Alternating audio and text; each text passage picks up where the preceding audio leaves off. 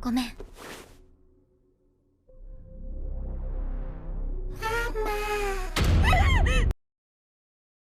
Mari kita lanjut ke part keempat.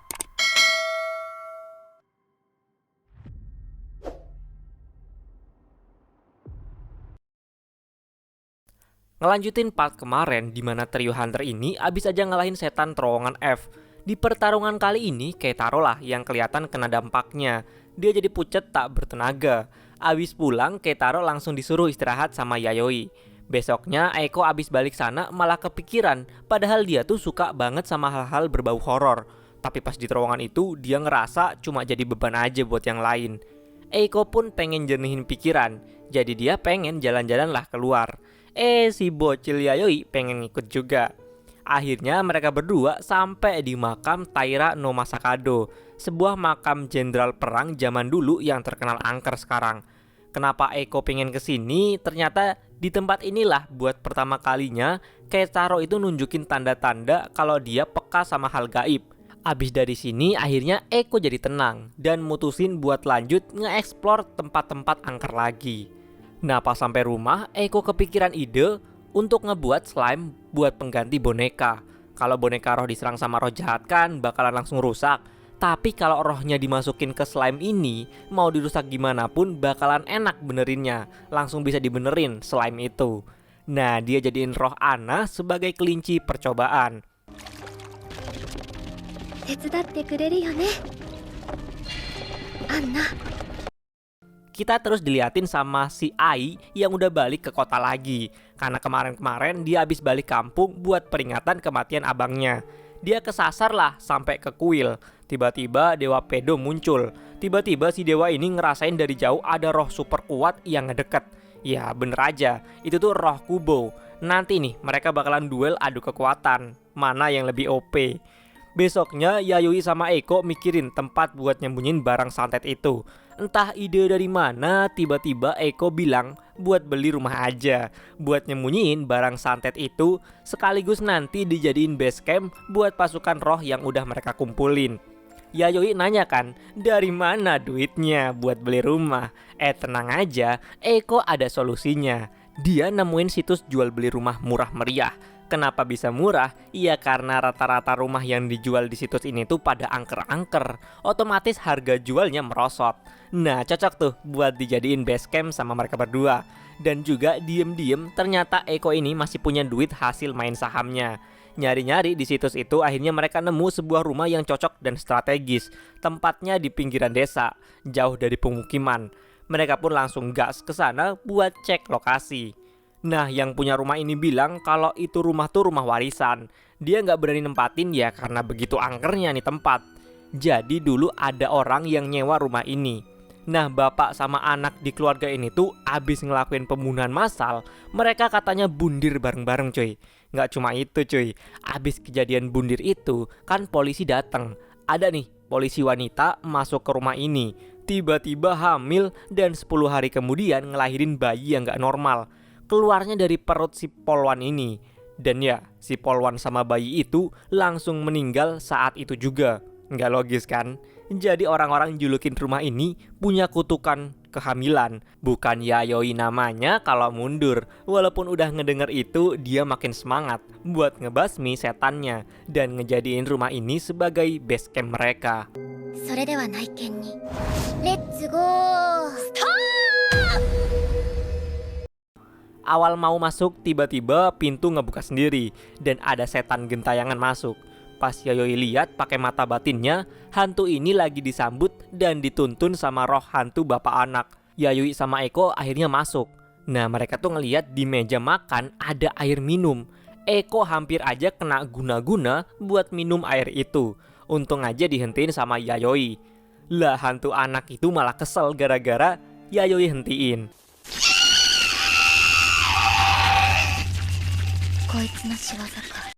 Ternyata hantu gentayangan tadi tuh udah minum air tadi, langsung pingsan dan dibawa sama hantu bapak anak ini ke sebuah sumur yang ada di dalam rumah ini. Dan langsung tuh dituangin bensin dan dibakar. Yayoi ngeduga ini jugalah yang dilakuin mereka berdua pas masih hidup. abis jiwa roh ini udah keluar, langsung entitas yang bentukannya kayak gini makan jiwa roh itu. Jadi mungkin alasan roh bapak anak ini ngelakuin ini buat ngasih makan roh yang ada di atas rumah ini. Yayoi sama Eiko pun naik ke lantai atas. Di situ ada altar rohani dan ada 3 kerangka bayi. Tiba-tiba roh yang makan tadi muncul. Dia ini roh bayi cuy. Nah, hantu anak itu nyebut roh bayi ini sebagai jelmaan malaikat.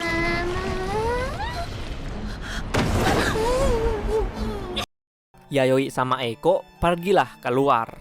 Mereka ngelewatin dapur dan dapat penglihatan apa yang dilakuin keluarga ini yang tinggal di rumah ini pas masih hidup. Jadi dulunya rumah ini dihuni sama sebuah keluarga yang terdiri dari suami istri dan ada anak gadis yang cantik dan baik hati. Nah, tiba-tiba ada cekcok tuh pasangan suami istri ini. Si suami nggak sengaja ngedorong istrinya sampai meninggal gara-gara kepalanya kepentok ke meja. Habis kematian sang istri, keluarga ini dihina dan dicaci maki habis-habisan sama masyarakat. Dicap pembunuh lah bapak sama anak ini. Tiba-tiba nggak disangka-sangka datang seseorang yang kayaknya orang ini tuh yang muncul di air terjun di part sebelumnya.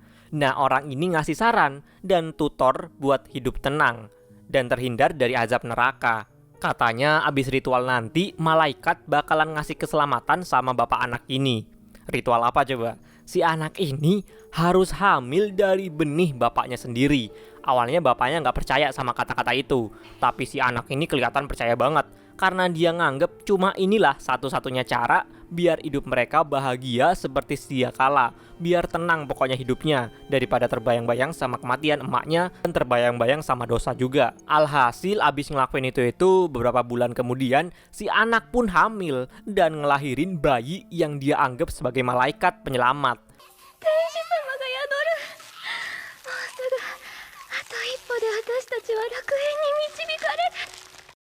Pas abis ngelahirin itu, anak ini bilang kalau 1 langkah lagi mereka bakalan ke surga.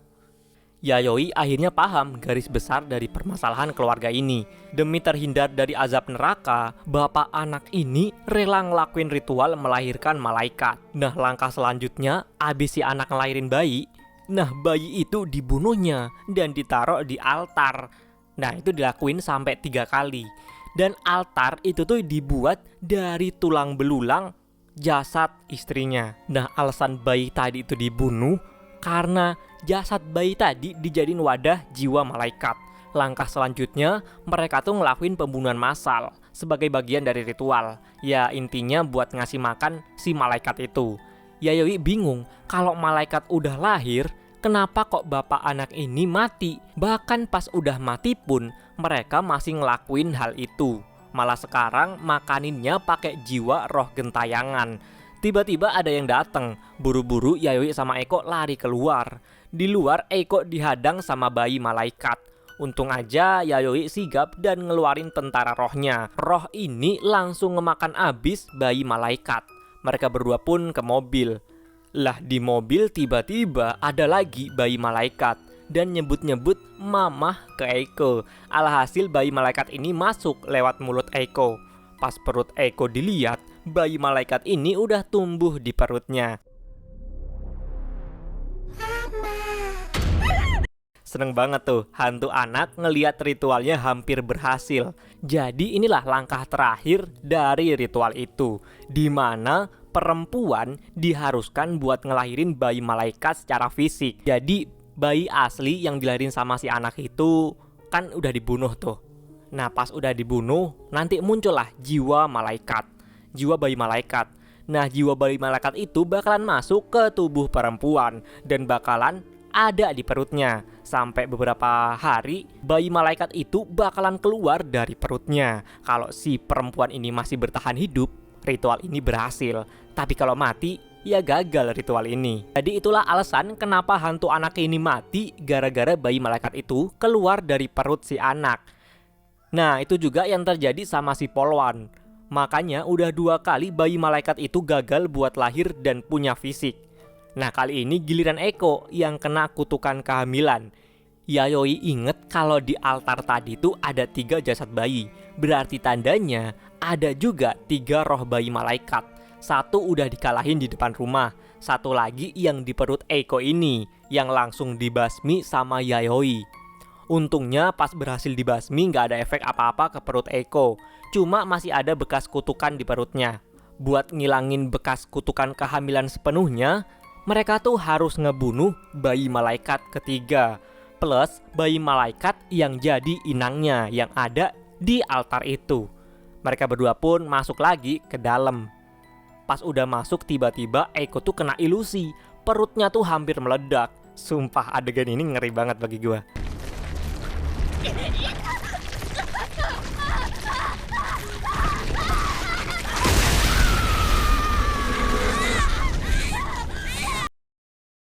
Untungnya berhasil disadarin sama Yayoi. Eiko mau keluar rumah bentar buat jernihin pikiran. Lah tiba-tiba dia dipindahin sama hantu bapak anak ini ke dekat sumur dan langsung didorong masuk ke situ. Hampir aja Eiko tuh jadi makanan roh bayi malaikat yang mau makan dia. Tapi dengan gercep, Yayoi dateng dan musnahin bayi malaikat itu.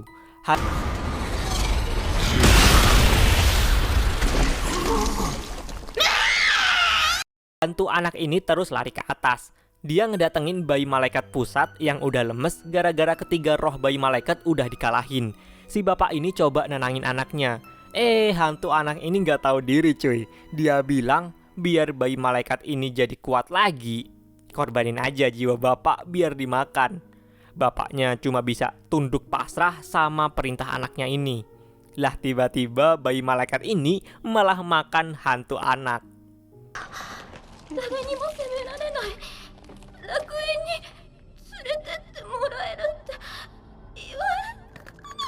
Bapaknya terusan minta ke altar rohani itu buat ngehentiin ini semua. Sebenarnya bapaknya ini dari pas hidup tuh udah sadar cuy, kalau ritual ini tuh nggak bakalan ngehasilin apa-apa.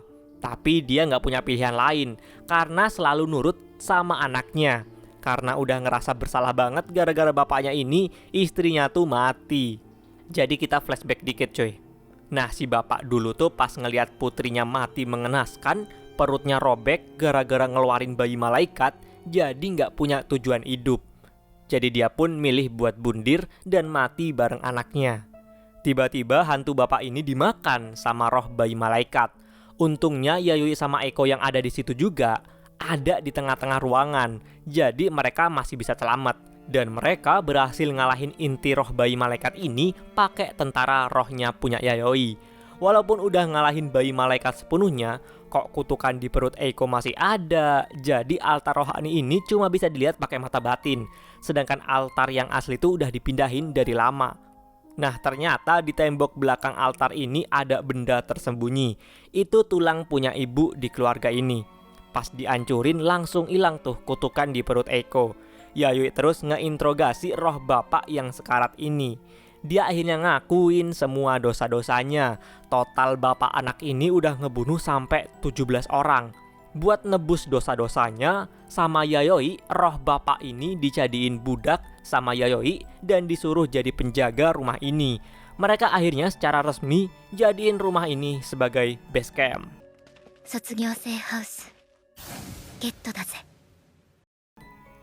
Berita TV nampilin tentang kecelakaan kereta. Ternyata bukan cuma itu. Di situ ada Ai juga. Kecelakaan ini disebabin sama duel antara Dewa Pedo sama Roh Kubo. Tapi Roh Kubo masih belum ada apa-apanya dibandingin sama si dewa ini. Kubo pun kabur. Dia malah menuju ke tempat Dewa Kishimojin. Karena Kubo ngalamin kekalahan, tentu aja dia perlu lebih banyak kekuatan. Kali ini dia mau nyedot semua roh bayi punya Kishimojin. Ngamuk dong tentunya Kishimojin ini, anak-anak tersayangnya malah pada disedotin. Aslinya power Kishimojin ini jauh di atas Kubo. Pinternya Kubo tuh kayak mana coba? Dia manfaatin kelemahan Kishimojin.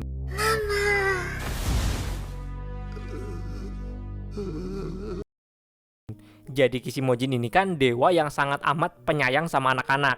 Nah Kubo cerdik. Kubo ini kan roh janin gede gitu. Otomatis Kishimojin walaupun udah dibuat marah gimana pun, dia nggak bisa nyerang Kubo. Karena itu pantangan bagi Kishimojin. Jadi secara terpaksa Kishimojin pun disedot sama Kubo. Dan Kubo sekarang kekuatannya nambah berkali-kali lipat. Akhirnya kita diliatin sama roh emaknya Yayoi yang ternyata dipaksa Kubo biar jadi ibunya. Jadi Kubo ini berlindung di dalam perut roh ibu Yayoi yang udah dikendaliin sama Kubo. Kita balik lagi ke trio Hunter. Pas Keitaro udah sehat bugar seperti sedia kala, mereka bertiga mau menuju ke tempat horor berikutnya. Sebelum itu mereka mampir dulu buat ngambil roh alumni atau roh tamatan yang ketiga, yang Yayoi sembunyiin di sebuah bekas hotel love atau hotel esek-esek lah. Jadi roh tamatan yang ketiga ini namanya Oiran, roh pelacur zaman dulu. Roh ini paling jahat dibandingkan roh tamatan yang kemarin-kemarin. Jadi ini tempat tuh angker, sering ada penampakan kuntilanak. Dulunya hotel ini punya geng preman gitu. Preman-preman itu sering nyulik gadis dan dibunuh di tempat ini. Makanya roh korban ini gentayangan di hotel ini. Uniknya dari tempat ini nih cuy, ada sebuah kamar rahasia di mana para hantu-hantu ini takut sama itu kamar. Jadi hantu-hantu ini mau kabur ngejauhin kamar itu. Kamar rahasia ini susah dimasukin karena letaknya bener-bener tersembunyi. Muncul semau-maunya tuh ruangan. Nah di kamar rahasia itulah Yayoi dulu naruh roh tamatan. Nah si Yayoi punya cara buat nemuin ruang rahasia itu. Kan hantu-hantu itu pada pengen ngejauh dari kamar itu kan. Nah Yayoi terusan ngakalin dengan cara nuker nomor kamar-kamar yang dijadiin para hantu sebagai penanda buat rute pelarian mereka. Dengan gitulah hantu-hantu itu kekecoh, yang harusnya mereka ngejauh karena tanda-tanda itu udah ditukar sama Yayoi. Mereka malah pada ngarah ke kamar rahasia. Walaupun kamar rahasianya udah ketemu, si Oiran itu nggak ngizinin sembarang orang buat masuk. Makanya itu Keitaro ini bakalan dijadiin tumbal. Siapa tahu dengan adanya Keitaro, Oiran dengan senang hati mempersilahkan Keitaro masuk ke kamar rahasia itu. Mereka bertiga pun masuk ke hotel itu. Baru aja nginjek masuk ke pintu masuk, lah Keitaro langsung pindah ke alam gaib. Jadi dia pun dengan instingnya coba buat nyari kamar rahasia itu. Yayoi sama Eiko coba ngikut GPS-nya Keitaro. Sebenarnya mereka tuh ada di tempat yang sama, cuma di dimensi yang berbeda. Keitaro pun ngikut tutor dari Yayoi. Dia tukar tuh nomor-nomor kamar hotel di situ. Gak berapa lama muncul hantu. Alhasil hantu itu kekecoh dan nih hantu jalan terus ke arah kamar rahasia. Keitaro ngikutin dari belakang. Nggak disangka pas bentar lagi sampai kamar rahasia, hantu ini sadar sama keberadaan Keitaro. Hantu ini megang tangan Keitaro dan tiba-tiba Keitaro sama hantu ini tukeran badan selama beberapa detik. Untungnya Keitaro berhasil ngelepasin tangan hantu itu dan mereka pun balik ke tubuh masing-masing. Keitaro yang ketakutan banget ini tanpa pikir panjang langsung masuk ke kamar rahasia. Di dalam situ kok kayak ada suara yang dia kenal. Pas dia lihat di kamar mandi kamar itu, ada Eiko cuy, yang lagi diikat-ikat gitu. Eiko yang ini minta tolong sama Keitaro buat ngelepasin tali itu. Tapi dengan cara ngegoda Keitaro dengan nada mesum gitulah.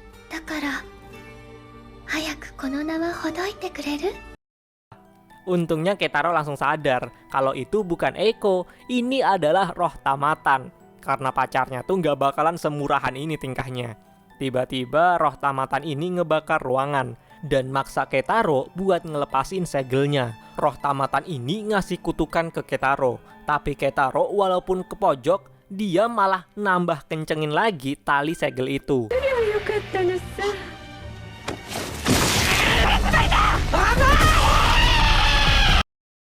Hantu yang tadi di depan tiba-tiba masuk, minta buat tukeran badan lagi sama Keitaro. Yayoi sama Eiko udah sampai nih di depan kamar ini. Yayoi yang bisa ngelihat hantu itu langsung sama Yayoi dikalahin. Walaupun udah masuk, mereka nggak bisa lihat Keitaro karena masih beda alam. Cuma kedengeran sayup-sayup suara Keitaro aja di ruangan mandi itu. Di alam gaib, Keitaro masih berjuang mati-matian buat lepas dari amukan roh tamatan ini. Pokoknya dia dipaksa-paksa terus buat ngelepasin talinya. Eiko yang ada di dunia asli dengan ketulusannya berhasil megang tangan Keitaro. Dia bantuin Keitaro biar ikatan segel itu makin kenceng. Dan mereka pun berhasil. Roh tamatan itu sekarang udah melemah dan masuk lagi ke dalam boneka itu. Mereka bertiga pun berhasil buat ngambil roh tamatan yang ketiga, si Oiran. Dan abis ini mereka bakal lanjut lagi ke tempat horor yang selanjutnya. 危険度 S ランク心霊スポット旧愛水門にレッツゴースター Di mobil, Keitaro pun nyeritain tentang kejadian pas dia tuker badan sama hantu di hotel tadi. Nah, Eiko jadi keinget sebuah cerita di internet. Jadi ada ayah dan anak yang mogok di jalan arah gunung. Ya, akhirnya mereka terpaksa buat tidur di mobil karena udah malam. Pas anaknya tidur, si bapak ini ngelihat ada setan yang lewat. Nah, setan ini tiba-tiba ngedeketin si anak dan masuk di tubuhnya. Si anak ini pun jadi kayak gini.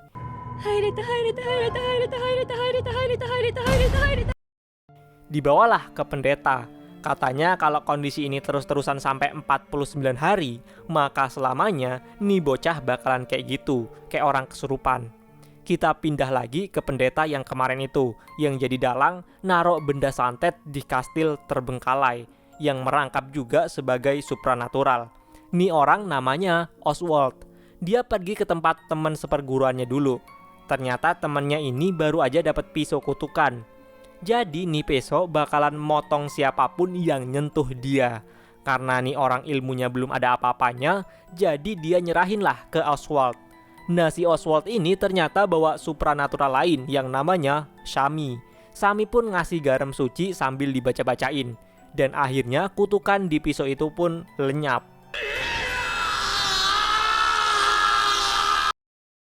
Sebelum pergi, nih orang tanya ke Oswald, dia ini beneran Oswald apa bukan? Karena akhir-akhir ini tuh banyak berita yang beredar kalau setan mulai ngambil alih tubuh manusia. Tapi si Oswald ternyata bisa tahu rahasia tersembunyi dari temannya ini. Jadi temannya ini akhirnya percaya kalau Oswald ini asli. Oswald sama Shami pun pergi dari tempat ini. Dan akhirnya kita dikasih tahu fakta yang sebenarnya. Kalau dua orang ini bukanlah manusia, cuy. Dia tuh para roh yang udah ngambil alih tubuh manusia. Roh jahat bisa ngakses masa lalu orang yang badannya dia pakai. Makanya itu tadi si Oswald itu berhasil jawab pertanyaan atau rahasia dari temannya itu. Kita pindah ke trio hunter. Mereka akhirnya udah sampai di tempat horor di sebuah gerbang air yang terkenal sama keangkerannya dengan tingkat bahaya level S. Sampai sana mereka ngelihat ada seseorang. Mereka langsung kenal sama orang itu karena dia Shami, supranatural yang terkenal. Si Shami ini pun kerjanya sama kayak mereka. Dia sering ngedatengin tempat-tempat angker. Akhirnya kita tahu setan mana yang masuk di badan Shami. Jadi ketika Shami lagi ngedatengin terowongan K, BTW terowongan K ini beda sama yang didatengin trio hunter kemarin. Nah, orang-orang taunya Shami pergi ke sana dan pulang tanpa kendala kan. Tapi faktanya tuh lain, cuy. Si Shami ini pas di terowongan itulah tubuhnya diambil alih sama roh jahat penunggu terowongan K. Dan gak ada satupun orang yang tahu tentang fakta ini. Trio hunter ini pun ngenalin diri mereka ke Shami. Jadi mereka punya tujuan yang agak mirip. Kalau trio hunter ini mau nangkep roh jahat di sini, si Shami malah pengen ngemusnahin roh jahat yang ada di sini. Eiko pun ngebacain rumor horor tentang tempat ini. Jadi tempat ini kalau malam sering ada penampakan setan wanita di atas gerbang air. Ditambah di tempat ini sering ada kasus bunuh diri. Gimana nggak angker coba kalau kayak gitu. Mereka pun jalan nelusurin sungai. Nah kemudian mereka tuh ngelihat ada bocil-bocil yang lagi mainan HP. Pas udah sore mereka pun balik padaan. Anehnya ada satu orang bocah yang nggak balik. Dia netep di situ masihan. Ditanyain lah sama Keitaro, kenapa kok nggak ikut balik kayak yang lain? Nih bocah geleng-geleng doang dan ngasihin kertas gambarnya ke Keitaro. Pas Keitaro lihat, ternyata bocah ini gambarin kisah hidupnya. Jadi awalnya bocah ini tinggal sama bapaknya, sedangkan ibunya tuh posisinya udah meninggal. Lembar berikutnya, si bapak tuh nikah lagi dan bapaknya minta anaknya ini akur sama ibu tiri. Lembar berikutnya, bocah ini katanya sangat akur sama ibunya. Saking akurnya, tiap hari digebukin kalau dilihat dari gambarnya. Lembar berikutnya, bocah ini ternyata setiap malam disuruh tidur di luar. Baca sampai situ, Keitaro udah bener-bener kasihan sama kisah bocah ini. Dia pun nyamperin bocah itu yang lagi duduk di pinggir sungai. Yayoi ngeliat pakai mata batinnya, nih manusia apa setan. Tapi mata batinnya Yayoi ini ngedeteksi, oh kalau itu tuh manusia. Pas Keitaro lihat bocah itu tuh bawa bekel bola daging. Dan bocah ini nyuruh Keitaro ngelanjutin baca buku gambarnya. Lembar berikutnya, ibu tirinya ini bawa selingkuhan ke rumah ketika suaminya lagi kerja. Lembar berikutnya, si bapak balik kerja yang lihat itu ya auto marah. Tapi bapaknya ini malah yang dibunuh sama selingkuhan emak tiri si bocah ini. Dan adegan selanjutnya, si bocah ini taunya dari dalam rumah jadi berisik gitu. Dan kayak ada suara pisau-pisau. Dan pas anak ini masuk, bapaknya udah nggak ada.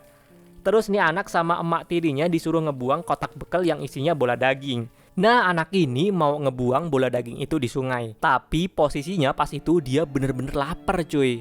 Bentar. Kalau gitu bola daging ini ya bapaknya dong. Si bocah ini saking laparnya makan bola daging itu. Posisinya pas itu nih bocah nggak tahu kalau itu daging bapaknya. Dia balik ke rumah dan ngelihat emak tirinya malah ngebunuh selingkuhannya. Saking takutnya bocah ini pun lari ke arah gerbang air. Tapi tetap aja ketangkep sama emak tiri bejat ini. Dan bocah ini pun juga dibunuh sama emak tirinya. Dan emak tiri psikopat ini motong-motong badan selingkuhannya sama anak tirinya. Dan ternyata yang ada di hadapan Keitaro ini adalah roh hantu bocah itu. Otosan, gomenasai. Bocah ini pas mati itu sadar kalau bola daging yang dia makan pas masih hidup itu ternyata adalah bapaknya sendiri cuy. Alhasil saking marahnya, nih hantu bocah ngegantung emak tirinya di gerbang air ini. Abis itu akhirnya bocah itu pun ngilang. Yayoi sadar hantu bocah ini kuat banget. Kayak mana nggak kuat? Dia bahkan berhasil ngecoh mata batin Yayoi. Tadinya Yayoi nganggep kalau hantu bocah ini tuh adalah manusia. Tapi ternyata Yayoi kena tipu. Tiba-tiba muncul hantu emak tiri itu. Tapi berhasil dilenyapin dengan mudah sama Shami. Bocah ini yang tahu kalau roh emak tirinya dilenyapin sama Shami auto ngamuk dong. Jadi dia pun ngebunuh Shami dan ngegantung dia ke atas gerbang air.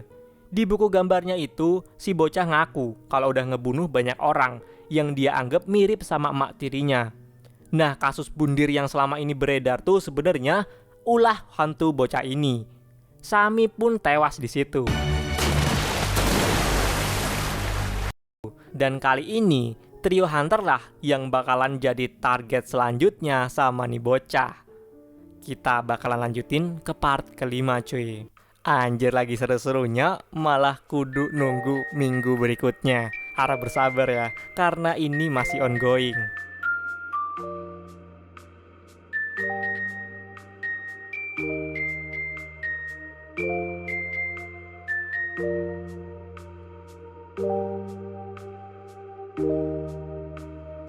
Thank you.